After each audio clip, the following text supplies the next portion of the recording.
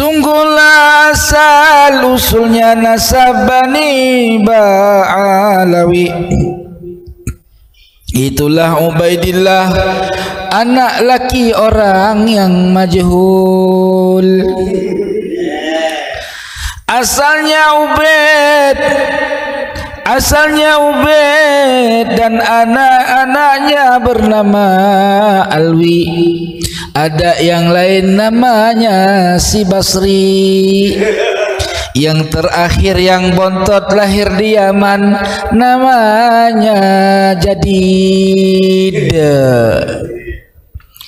Jadi tuan-tuan yang dirahmati oleh Allah, ya, apa yang saya sampaikan ini berdasarkan sebuah penelitian yang berbuah suatu bentuk prosa yang dibacakan bagai bacaan Maulid Nabi.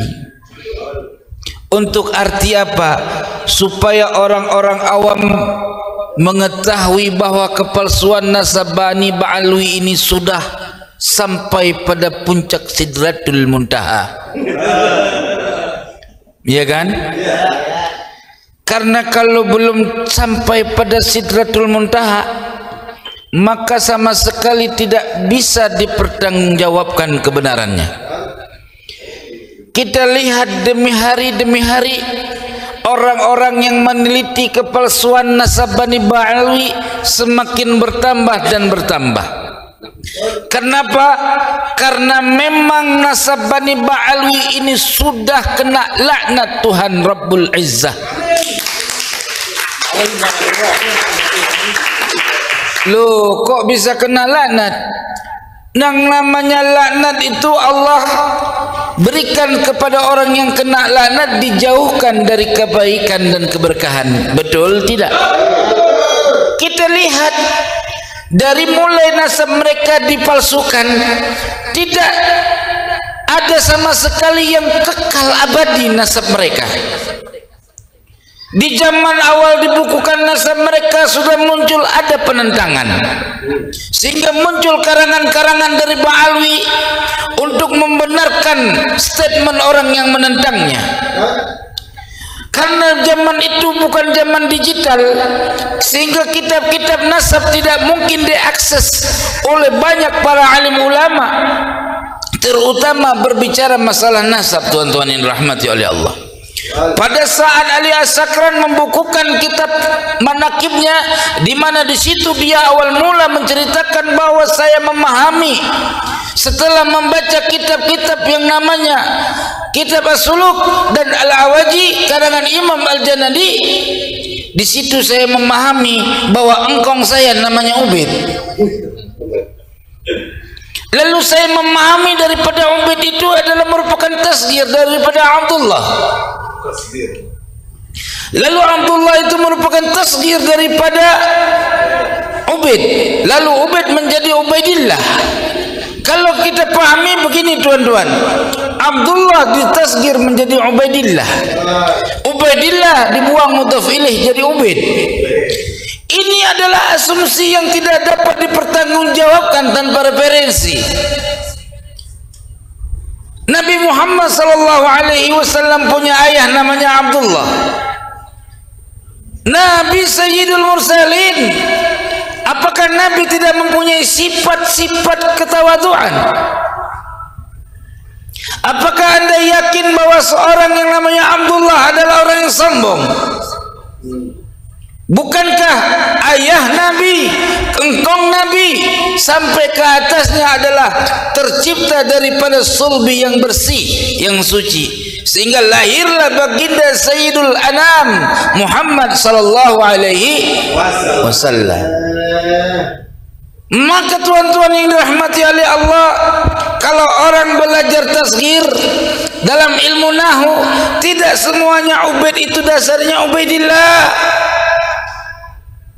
Abdullah menjadi Ubaidillah, boleh jadi Abdurrahman juga menjadi Ubaidur Rahman, Abdul Uzza menjadi Ubaidul Uzza, lalu dibuang mudhaf ilaih, sama-sama jadi Ubaid. Jelas tidak? Terus siapa sebenarnya Ubaid? Kok bisa dia menjadi Ubaidillah?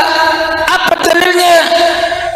Ketika kita tanyakan kepada mereka, sejak kapan Abdullah berubah namanya menjadi Ubaid? Mana datanya? Adakah Abdullah mengarang satu kitab menerangkan bahwa dia sudah mentasgir namanya menjadi Ubaidillah? Mana datanya? Inilah ciri nasab palsu.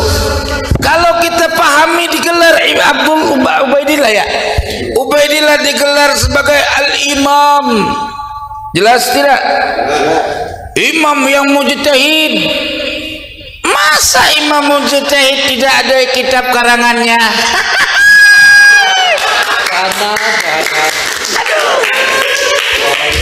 Kalau mujtahid zaman now betul, tapi ini mujtahid zaman baheula kumaha eta teh? Pusing aing. Tuan-tuan yang dirahmati oleh Allah, coba tanya sama semua Bani Ba'alwi dari yang brojol sampai yang udah mau mati, itu dia tidak pernah tahu dari mana referensi apa Ubaid jadi Ubaidillah. Orang tahu dia katanya semua. Lalu turun kepada Alwi, katanya engkongnya tawaduk, kenapa anaknya jadi Alwi? Enggak jadi tasgir juga ya? Enggak ditasgir, harusnya anaknya jangan Alwi, Aspalah Sapilin. Aduh, pusing aing. Tuan-tuan yang dirahmati oleh Allah, nasab Alwi ini nasab yang dibuat-buat. Maka engkong dia kelihatan dia pakai jubah, dia buat satu karangan kitab supaya dianggap sebagai cucunya Nabi Muhammad sallallahu alaihi wasallam. Hari ini aku juga bisa, siapa juga bisa jadi cucu Nabi, modal sorban, ama jubah, ceramah kemana-mana, ambil pena, kutip kitab-kitab orang, jadikan satu kitab. Anda akan dianggap Habib. Apalagi punya murid yang banyak-banyak, maka murid-murid itu yang menjadi da'inya untuk menyebar kepalsuan nasab Alwi. Di masa-masa itu penyebarannya sangat dahsyat, tuan-tuan. Inilah hadis dari sindiran baginda Nabi Muhammad sallallahu alaihi wasallam. Apa kata baginda Nabi? Nanti di akhir zaman akan muncul fitnah sarra. Apa fitnah sarra? Di mana fitnah sarra itu terjadi seorang laki-laki. Emang siapa seorang laki-laki itu? Bukan. Ubaid nggak salah. Ubaid kan orang yang comot-comotin. Yang salah Ali. Yang mencangkok. Nah, seorang laki-laki itu yang mengaku-ngaku keturunanku, padahal dia bukan keturunanku. Kenapa? Karena orang yang wali Allah adalah orang muttaqun. Artinya keturunan Nabi yaitu wali-wali Allah. Berjalan waktu, Allah pelihara nasab mereka sebagai ciri akhir zaman. Buktinya, tuan-tuan yang dirahmati oleh Allah, mulai tahun 1995 otak mereka sudah pada error. Terus dari tahun bertahun anak cucu mereka semakin bahlul. Iya, non mati ketemu bah nggak tahu macam mana jadi keturunan cucu Nabi. Baca Quran udah jadi imam paling besar di alam dunia. Iya kan? Bismillahirrahmanirrahim. Alhamdulillahi rabbil alamin, arrahmanirrahim. Begitu cara baca Fatihah. Ama marbot di Indonesia mah gak ada apa-apanya. Iya, betul. Maka pengen jadi imam Masjidil Haram gak kepake. Orang baca yang Fatihah gitu. Coba teman-teman, saya begitu nggak pasti amat. Tapi boleh dengar bacaan Fatihah saya. Kira-kira bagusan mana? Bismillahirrahmanirrahim. Alhamdulillahi Rabbil Alamin, Ar-Rahmanir Rahim, Maliki Yaumiddin, Iyyaka na'budu wa iyyaka nasta'in, Ihdinas siratal mustaqim, Siratal ladzina an'amta 'alaihim ghairil maghdubi 'alaihim waladdallin.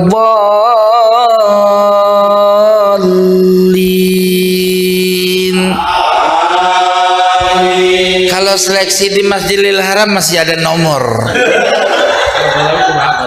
Walaupun nggak kepilih, iya, tapi masih ada nomor. Iya nggak? Tuan-tuan yang dirahmati oleh Allah, saking bahlulnya mereka ngangkul-ngangkul engkong mereka. Engkongnya bisa terbang ke langit 70 kali dalam setiap malam. Aduh. Bagaimana bisa terbang ke langit dalam setiap malam? Pakai apa? Sakti sangat. Sementara Nabi pakai burak, dia pakai angin, kan tak mungkin. Maka kalau memang betul ada Amul Faqih Muqaddam bisa terbang ke langit ke Sidratul Muntaha 70 kali dalam setiap malam, sungguhlah Imam Ghazali menceritakannya. Pasti. Sungguhlah Imam Al-Haramain pun menceritakannya. Ya kan? Allahumma shalli ala Muhammad. Imam Nawawi mujtahid fatwa, tidak satu pun kenal dari golongan mereka. Macam mana pula?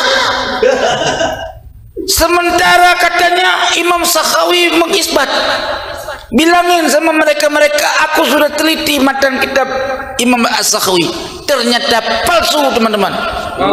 Palsu, sisipan. Loh kok bisa bilang sisipan? Bang, karakter ulama adalah berhujjah. Jelas tidak? Ketika setiap ulama mengisbat sesuatu perkara, tidak akan pernah terjadi bila mereka mengisbat sesuatu tanpa mempergunakan dalil. Jelas tidak? Ketika kita baca dari kitab itu, terkesan bahwa Syekh Imam As-Sakhawi kok kayak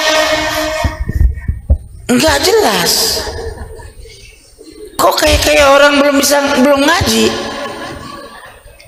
Masa kalah sama kita yang lahir kemudian hari? Padahal dia tahu ibarat tuhfah. Syarat fatwa sesuatu harus menukil dari mana dia berfatwa. Imam Ibnu Hajar juga mengatakan di dalam kitab tuhfahnya, Sayyid Abu Bakar Satta mengatakan metodologi fatwa di dalam kitab I'anatul Talibin dinukil oleh Tuan Syekh Hasyim Asy'ari. Artinya, kalaupun memang itu karya Imam As-Sakhawi, kita berbaik sangka itu karya Imam As-Sakhawi, maka perkataannya, matanya adalah ghalat, keliru. Kenapa? Karena tidak dihadirkan maraji. Kenapa teman-teman kita pusing? Bagaimana Imam Sakhawi mengambil sanad sampai di abad 9 tok? Dari situ lagi puter-puter nggak nyampe-nyampe. Kalau keliling lapangan di situ aja. Kita mau pergi ke Bogor, jalannya di situ aja, nyampe nggak ke Bogor? Kagak nyampe. Nyampe ke Bogor jalan vertikal, mobil naik tol, nyampe lah ke Bogor. Jelas tidak? Maka oleh sebab ini Allah munculkan jahanam dari golongan mereka. Apa? Ada yang apa minum gratis. Iya kan? Iya, itu kejadiannya menjelas di Cirebon. Iya nggak? Allah ya Rab. Ya, ono yang di kejadian lagi santri dihajar. Ya kan? Di Kalimantan juga sama. Dulu mereka giginya bagaikan singa yang sangat tidak terkalahkan. Orang yang ngaku Habib digedik sama dia. Palsu kamu. Kacau. Sekarang giginya udah pada ompong. Oh, dulu bilang Menteri Agama sesat. Iya kan? Kamu 30, kami 30. Kamu akan petujuh, kami akan petujuh. Rungkat. Aduh, sakit kepala luar dan dalam. Maka karena Allah tahu bangsa Indonesia ini tidak memiliki keberanian, ya, Allah pilih Banten yang mempunyai sejarah berani, satu dicabut oleh Allah untuk membongkar rahasia palsu nasab Pak Alwi hingga gempar dunia sampai Irak. Lalu Irak menanggapinya dengan mengeluarkan fatwa. Kata ulama Irak begini, kasihan amat itu orang Banten atuk ditentang di negerinya, di mana mereka selalu bawa-bawa ahli nasab internasional, ahli nasab internasional. Gua keluarin fatwa deh, kata beliau. Dikeluarin fatwa oleh cucunya ahli nasab daripada pengarang kitab Bahrul Ansab, ya, di Irak. Beliau keluarkan 22 halaman dengan judul As-Suyuf. Buka kitabnya, jelas dikatakan batil nasabnya. Masa nasab orang punya data, giliran nasab dia mentok sampai di situ-situ aja. Ya Allah, nih bang, kalau kita kawin sama perawan, ya, perawannya mentok, boleh dicerai, bayar lagi anu mas kawinnya. Orang ada lobangnya kalau kata anunya. Iya, lah kita mah terus terang aja bahasa kampung bang, bukan bahasa orang kota. Apa adanya kita mah. Itu ada di kitab, ketutup sama tulang. Iya. Ini nasab kok bisa ketutup sama tulang? Kapan melendungnya? Lah orang bisa. Betul betul. Lah iya. Maka tuan-tuan yang dirahmati oleh Allah, maka dari situ saya katakan qad ja'akum khabarun sahih, sudah datang kepada kalian kabar yang sahih bila muqawam, tanpa dapat dibantah. Nggak ada perlawanan. Coba lihat sekarang perlawanannya mana? Nggak ada. Yang ada bisa fitnah, dia lagi palsu, orang dituduh palsu, gitu doang. Bawa-bawa nama ulama Nusantara. Dulu kemana be? Paham nggak? Dulu kemana aja dia? Dulu lagunya Selangit, ulama kita, ulama Nusantara suruh cium tangan. Maka tadi saya ada podcast tadi. Keputusan podcast tadi, setiap orang yang mengatakan dirinya punya nasab, baik nasab asli ataupun nasab palsu yang nyambung kepada Rasulullah, kalau perilakunya jahanam, haram memakai nama-nama sayyid. Jelas tidak? Wala anta wala ana, tidak engkau pun tidak pun saya, sama hukumnya. Kenapa? Karena gara-gara memakai gelar itu yang rusakkan kaum buyut kita. Ada seorang namanya Sayyid, dikenal bapaknya orang alim, orang saleh. Dia pakai gelar Sayyid, tukang judi. Dikatain orang, "Pu Sayyid, Sayyid anu tong." Apa Sayyid? Sayyid tong sampah. Kan gitu. Siapa yang rusak citra baiknya? Bapaknya, buyutnya, engkongnya, sampai kepada Rasulullah. Jelas tidak? Kenapa kata Nabi, ana sayyidu waladi Adam, aku ini padukannya anak keturunan Adam. Jadi kalau ada keturunan Nabi SAW, akhlaknya bujat, haram memakai gelar As-Sayyid Asy-Syarif bagi dirinya. Jelas tidak? Ini makul, apalagi palsu. Udah palsu ngaku Said, nganuin orang. Ya. Tadi kita kalau udah begini-begini nih ini ya, mau dipersekusi kita. Bang, jadi orang mah nih aneh kasih tahu sama mukibin kabib nih. Yang gentleman mah jadi orang. Kalau ente tidak senang sama statement saya, ya ajak itu Robitoh demo, Robitoh, biar nggak keluar yang kayak gini terus. Sakit dibilang jahanam, gimana nggak sakit? Kalian bilang palsu dulu. Keturunan Wali Songo kalian anggap tidak ada, bagaikan angin sepoi-sepoi, ya kan? Sekarang keturunan Wali Songo bangkit, bahkan daripada gurunya bangkit. Sekarang giliran udah bangkit, gigi kalian udah pada rontok. Hah? Mana? Jelas tidak? Nasab Bani Ba'alawi 12 generasi. Kalau tidak ada dari 12 generasi setelah Rasulullah, tidak tercatat namanya sebagai jalur daripada Sadatul Ashraf, wajib palsunya. Jelas tidak? Siapa yang mengakui nasab Ba'alawi itu nasab sahih tanpa bisa menghadirkan bukti kebenaran nasab Ba'alawi dengan kitab yang ada pada generasi 12 generasi setelah Rasul, maka hukumnya haram membela nasab palsu cilaka 15. Saudaraku yang dirahmati oleh Allah, nggak pandang bulu, walau janggotnya panjang sampai Masjidil Haram, tetap masuk neraka. Saya kasih tahu, jahanam. Loh iya, nggak boleh kita mengaku kebenaran diganti dengan kebatilan, atau kebatilan dibalik menjadi benar. Wa qul ja'al haqqa wa qul ja'al haqqu wa zaqal batil innal batila kana zahuqa. Bukan zahuqa, bukan wagala. Wagala Rasulullah, wagala qala, bukan gola. Tambah golah. Golah itu kalau di Aceh galah, tempat anuin barang galah.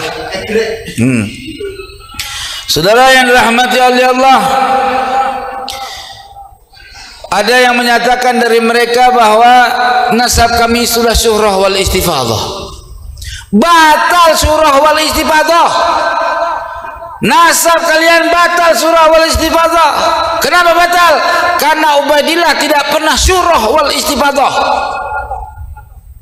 Karena engkong buyut kalian tidak pernah syuhrah wal istifadah, maka istifadahnya kalian hari ini batil. Jelas tidak? Buktikan siapa yang kenal Ubaidillah sebagai anak Ahmad bin Isa. Keder kita bang, keder. Bagaimana bisa orang yang nggak diaku oleh bapaknya jadi masuk dalam golongan bapaknya? Kan lucu. Lucu, anak yang diaku cuma 3. Muhammad, Ali dan Husain. Ali namanya Ali Zainal Abidin, Muhammad Abu Ja'far. 3 anak yang diaku, berabad-abad dikenal 3 anak. Walaupun ada kitab yang meriwayatkan 1, ada yang riwayat 2, ada yang riwayat 3. Yang jelas ketika dihimpun daripada berbagai macam kitab dari abad ke-4, 5, 6, 7, 8, semua sepakat anaknya 3. Nggak ada yang namanya babang kakang Ubid, nggak ada. Ternyata Ubid ketemu bang di Bandung, tukang cilok. Itu dia, Kang Ubid yang jualan cilok di Bandung. Hah? Pernah? Seru dah kalau begitu. Maka oleh sebab itu saya katakan Ubaidillah itu binnya bin Majhul, bukan bin Ahmad bin Isa. Jangan ngaku-ngaku ngapa? teriak-teriak cucu Nabi. Di dalam diri saya mengalir darah kakek kami Rasulullah. Apa pula? Hah? Muka kayak Belanda. Iya. Kalau dikasih jilbab kayak cewek. Jalan kayak apa? Yang setengah laki setengah perempuan, bencong. Ya itulah waria. Ya, ketemu di Medan. Eke mau kemana? Kanua. Ada Pahlawi yang komen langsung. Ada, keren. Jelas tidak? Iya. Ngaku keturunan Nabi. Iya. Tapi yang jelas nggak ada data. Bagaimana? Kakaknya cuma 3 isinya, Bang. Iya. Kasih contoh, Pak. Nih biar gampang orang awam pahamin. Nah, kalau kebaca bahasa kitab mah ribet. Kadang-kadang pelangak-pelongo orang Arab dia. Nih, Bang. Kang Asep ya punya anak 3 yang tercatat dalam kakak. Kirut, Kirit, Kirat. Siapa namanya?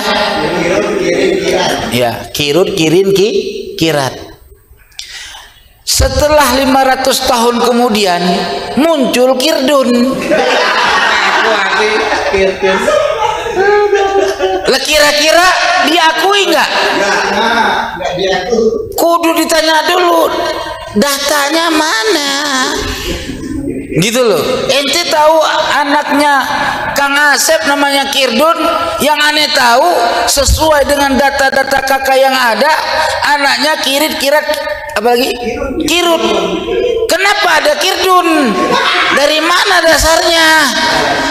Gitu, Bang. Jelas nggak kira-kira? Lah iya. Oh, orang awam. Jadi orang awam nih saya kasih tahu nasabah Alawi itu kayak Kang Asep tadi ceritanya. Kang Asep punya anak 3. Jelas ya. Kakaknya tuh kakak, ingetin lah, ada kakak 3 anak Kirit, Kirat, Kirut. Kirit, Kiran, Kirut. Udah jelas tuh. 500 tahun kemudian muncul Kirdun. Kan orang nanya, Dun, lu anaknya siapa? Gue anaknya Kang Asep. Data lo dari mana? Gak tahu, kata si Ali. Gue sama cucu gue yang ngomong. Bingung. Coba dah. Jelas nggak? Tanya sama Ali, Li. Itu si anu anaknya si Kang Asep. Iya. Lu datanya dari mana? Ah, nggak usah dibahas itu mah. Gue udah salah, Bang. Udah salah gimana? Itu kan asumsi gua, cucu gua aja yang goblok. Begitu. Iya. Nah, sekarang kan jelas. Waqad pahim tuh. Sungguh saya sudah memahami. Balai dulu kan belum paham. Lepas kalau kata-kata waqad pahim tuh, saya sudah paham. Berarti sebelumnya itu kudu jelas itu mah. Berarti dia baru paham. Sebelumnya dia nggak tahu bahwa dia itu juriat. Setelah dia baca-baca, baru dia paham. Itu pun berdasarkan apa? Berdasarkan ijtihad dia, kepahaman dia. Kalau Abdullah adalah Ubaidillah, dia paham dari nama kakeknya yang asalnya namanya Ubid. Amin Allah. Gitu, jelas tidak? Maka saya katakan di sini, wala tajidu anhu riwayatan minal qarni ilal qurun. Kalian tidak akan pernah mendapatkan terkait riwayat tentang Ubaidillah dari masa ke masa. Nggak bakal dapat. Cari kalau ketemu. Kitab Samsul Zahirah ditulis abad ke-14, 1320, masuk ke abad 14. Iya nggak?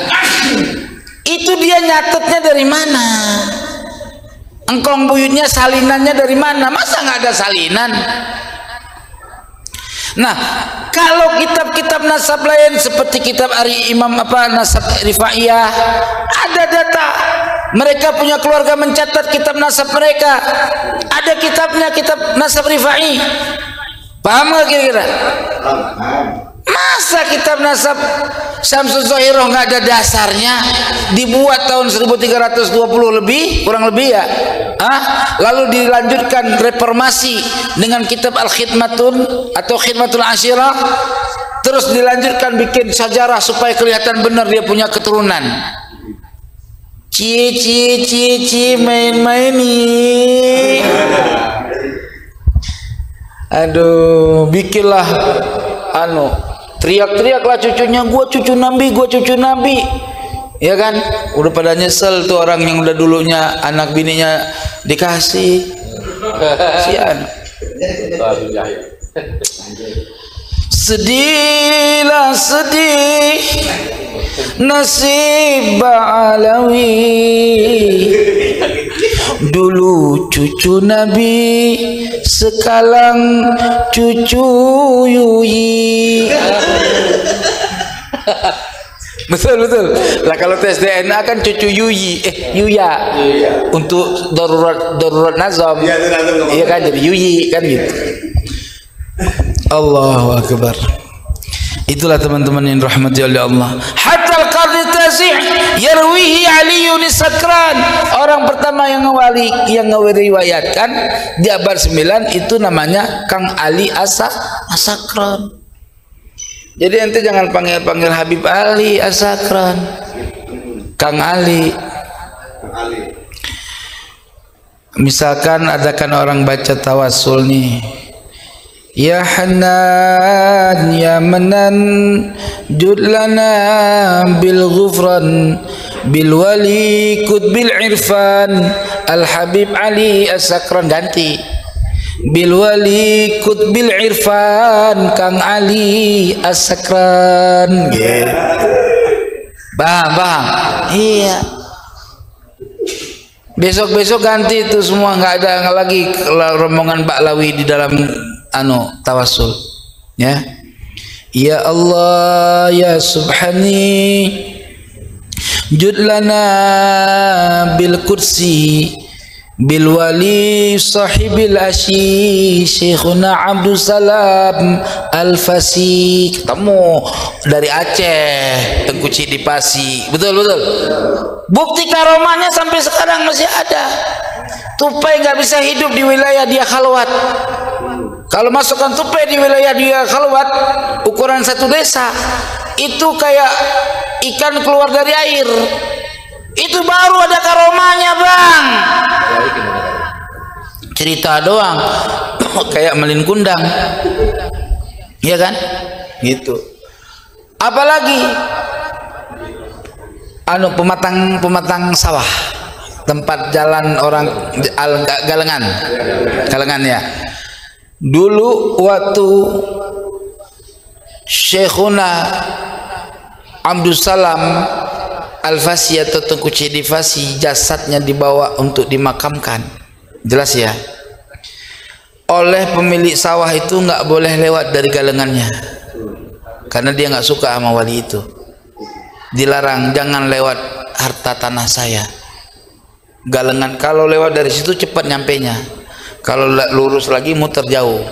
Jadi supaya cepat lewat galengan, ya kan? Dilarang, orang boleh. Iya, namanya orang dulu ya udah nggak boleh pergi, ya kan?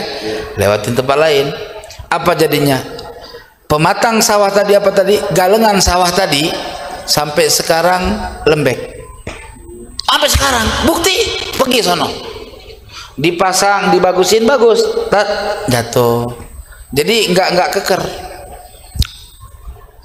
Terus peninggalannya lagi, irigasi seluas kalau nggak salah 25 kilo, Lung Bintang, ya. Itu terjadi dengan berkat goresan tungkatnya. Ada bukti sekarang. Ini cucunya pegang tungkat. Jelas nggak kira-kira? Udah, bukan luka lagi, Bang. Innalillah udah. Jelas? Tuan-tuan yang dirahmati oleh Allah, jangan pernah mencintai nasab palsu, apalagi ngebela.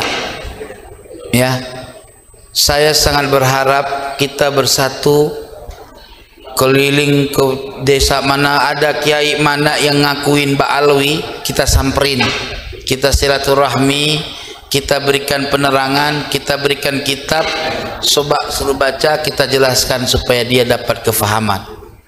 Bukan kita perangin, tetapi kita harus memberikan informasi kemanapun, ya, supaya terungkap kepalsuan nasab Bani Ba'alawi ini, ya.